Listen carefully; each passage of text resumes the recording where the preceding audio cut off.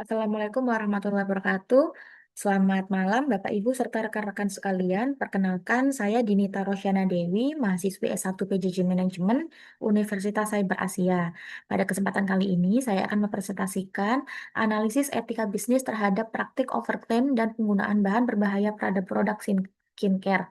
Presentasi kali ini untuk memenuhi UTS mata kuliah etika bisnis dengan dosen pengampu Bapak Joko Suharyanto SE MM CPOD.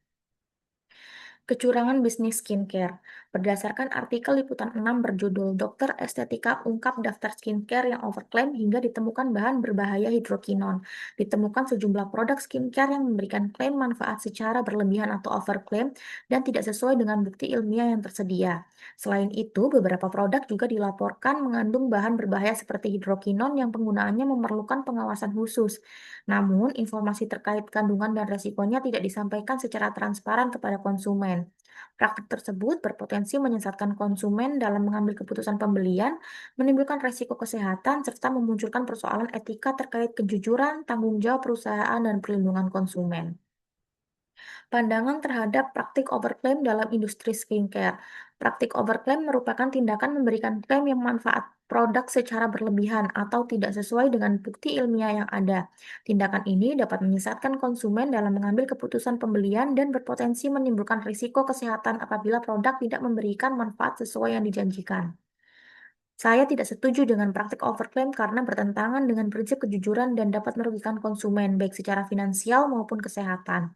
Mengapa saya tidak setuju? Yang pertama yaitu menyesatkan konsumen.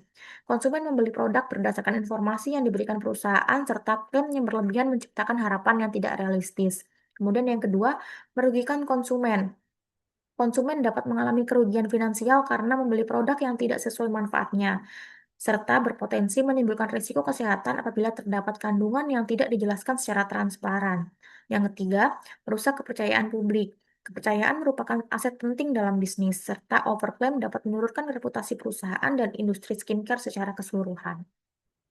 Masalah etika bisnis yang muncul, yang pertama informasi yang menyesatkan atau misleading information. Perusahaan memberikan klaim manfaat produk yang berlebihan dan tidak sesuai dengan fakta atau bukti ilmiah. Kemudian kurangnya transparansi produk, informasi mengenai kandungan, risiko, dan efek samping produk tidak disampaikan secara jelas kepada konsumen. Yang ketiga, mengabaikan keselamatan konsumen. Penggunaan bahan berbahaya seperti hidrokinon tanpa penjelasan yang memadai dapat membahayakan kesehatan pengguna. Yang keempat, mengutamakan keuntungan daripada tanggung jawab. Perusahaan lebih fokus meningkatkan penjualan daripada melindungi kepentingan dan keselamatan konsumen. Faktor penyebab terjadinya overclaim sendiri yaitu adanya persaingan industri skincare yang sangat ketat. Banyak merek skincare mendorong perusahaan membuat klaim berlebihan agar produk lebih menarik dibanding pesaing. Yang kedua, target penjualan yang tinggi. Tekanan untuk meningkatkan penjualan dan keuntungan dapat mendorong penggunaan promosi yang tidak realistis. Yang ketiga, pengaruh media sosial dan influencer. Klaim sensasional sering digunakan untuk menarik perhatian dan meningkatkan viralitas produk di media sosial. Yang keempat, kurangnya pengawasan internal perusahaan. Lemahnya kontrol terhadap materi promosi dan klaim produk dapat menyebabkan informasi yang tidak akurat dipublikasikan. Dan yang terakhir yaitu rendahnya literasi konsumen. Kurangnya pemahaman konsumen tentang kandungan dan keamanan skincare membuat mereka lebih mudah percaya pada klaim yang berlebihan. Prinsip, prinsip etika bisnis yang diabaikan antara lain yaitu prinsip kejujuran. Menurut etika bisnis, kejujuran merupakan modal utama dalam membangun hubungan bisnis yang berkelanjutan. Perusahaan harus menyampaikan informasi produk secara benar, lengkap, dan transparan. Pelanggaran dalam praktik overclaim ini yaitu memberikan klaim yang tidak dapat dibuktikan secara ilmiah, menyembunyikan informasi risiko produk, serta membesar-besarkan manfaat produk. Praktik overclaim bertentangan dengan prinsip kejujuran dalam etika bisnis. Kemudian ada prinsip keadilan. Prinsip keadilan itu menuntut agar hak konsumen dihormati dan tidak ada pihak yang dirugikan. Pelanggaran yang dilakukan di sini yaitu konsumen tidak memperoleh informasi yang benar, serta konsumen menanggung risiko kesehatan dan kerugian finansial. Kemudian prinsip tidak berniat jahat. Bisnis seharusnya bertujuan memberikan manfaat dan tidak merugikan masyarakat. Pelanggaran yang dilakukan di sini yaitu produk berpotensi menimbulkan efek negatif bagi kesehatan serta keselamatan konsumen tidak menjadi prioritas utama. Selain itu, adanya prinsip tanggung jawab terhadap stakeholder. Menurut teori stakeholder, perusahaan harus memperhatikan kepentingan seluruh pihak yang terlibat, terutama konsumen sebagai stakeholder utama. Dalam kasus overclaim ini, konsumen dirugikan karena informasi yang menyesatkan. Masyarakat kehilangan kepercayaan terhadap produk skincare, serta pelaku usaha yang jujur ikut terdampak dengan citra negatif industri. Praktik overclaim tidak sejalan dengan tanggung jawab perusahaan terhadap stakeholder. Analisis berdasarkan Analisis berdasarkan teori etika. Ada tiga di sini, yaitu etika deontologi atau berbasis kewajiban. Perusahaan wajib memberikan informasi yang benar mengenai manfaat dan kandungan produk. Praktik overclaim melanggar kewajiban moral untuk bersikap jujur. Meskipun dapat meningkatkan penjualan, overclaim tetap merupakan tindakan yang tidak etis karena bertentangan dengan prinsip kejujuran. Kemudian, etika teleologi atau berbasis akibat.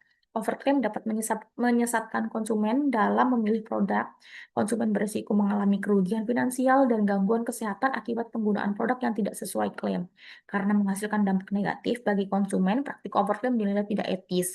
Kemudian yang terakhir yaitu utilitarianisme atau manfaat terbesar bagi banyak orang. Overclaim mungkin memberikan keuntungan bagi perusahaan dalam jangka pendek, namun konsumen dapat dirugikan karena memperoleh informasi yang tidak akurat.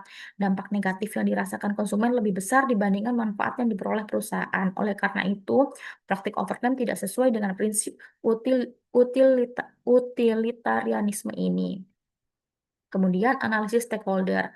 Menurut teori stakeholder, perusahaan tidak hanya bertanggung jawab kepada pemilik modal, tetapi juga kepada seluruh pihak yang terdampak oleh aktivitas bisnisnya.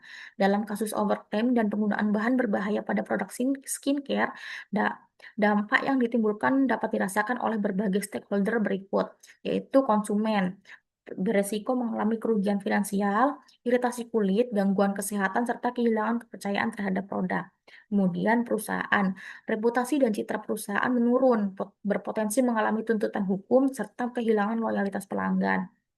Kemudian BPOM atau pemerintah, beban pengawasan dan penegakan regulasi meningkat untuk melindungi masyarakat dari produk yang tidak aman. Kemudian distributor dan retailer. Kehilangan Distributor dan retailer akan kehilangan kepercayaan konsumen dan beresiko mengalami penurunan penjualan akibat keterkaitan dengan produk bermasalah. Selanjutnya, industri skincare itu sendiri. Citra industri skincare secara keseluruhan menjadi negatif dan menurun tingkat kepercayaan masyarakat terhadap produk skincare. Dampak terhadap konsumen yaitu ada tiga, dampak finansial, dampak psikologis dan sosial, serta dampak kesehatan. Untuk dampak finansial, konsumen mengeluarkan uang untuk produk yang tidak sesuai dengan yang dijanjikan, serta kemungkinan biaya tambahan untuk perawatan akibat efek samping. Untuk dampak psikologis dan sosial, hilangnya kepercayaan terhadap merek dan industri skincare. Kemudian konsumen merasa tertipu dan menurunnya kepercayaan masyarakat terhadap industri skincare secara umum. Untuk dampak kesehatannya, yaitu iritasi kulit, hiperpigmentasi, kerusakan lapisan kulit, sensitivitas berlebihan, serta resiko gangguan kesehatan jangka panjang. Rekomendasi dan Rekomendasi dan penyesuaian bagi perusahaan skincare yang pertama yaitu meningkatkan transparansi informasi.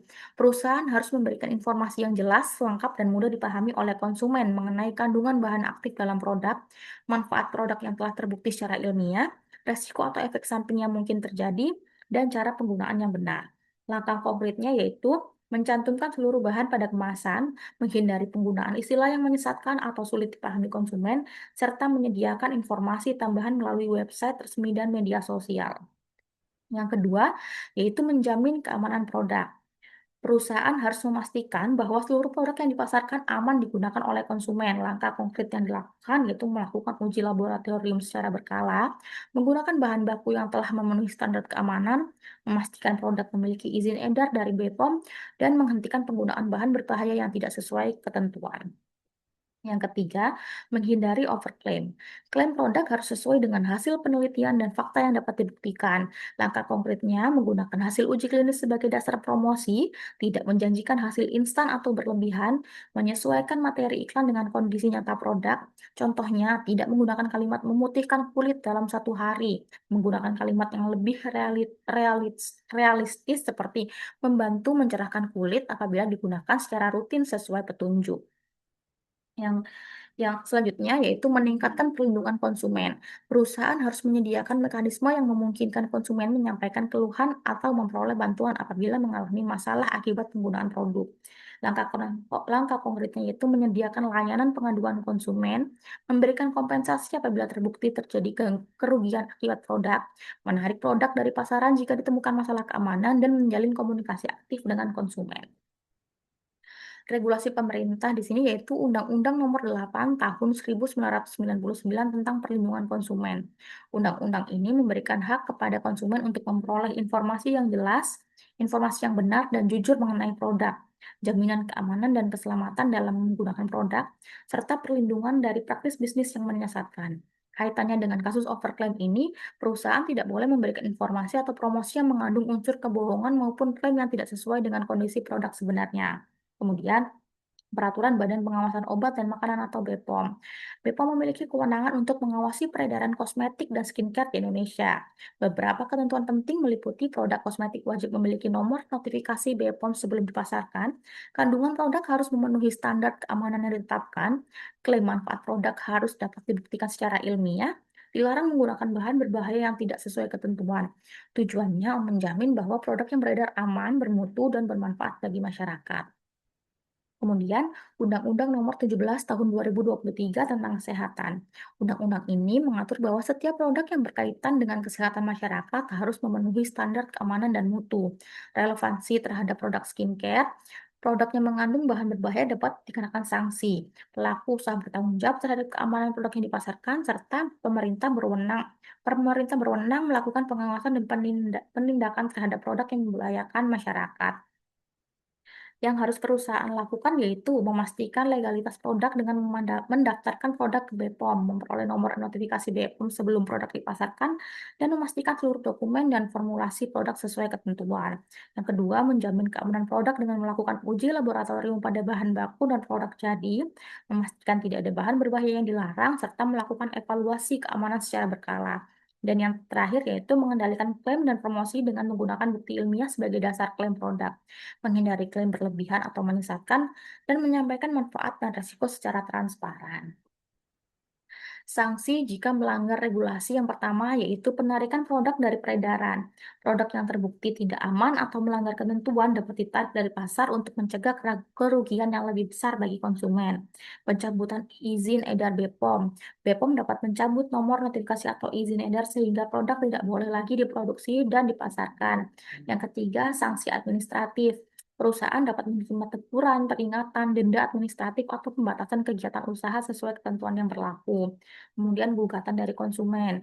Konsumen yang dirugikan dapat menuntut ganti rugi melalui jalur hukum berdasarkan Undang-Undang Perlindungan Konsumen. Dan yang kelima atau yang terakhir yaitu kerugian reputasi perusahaan.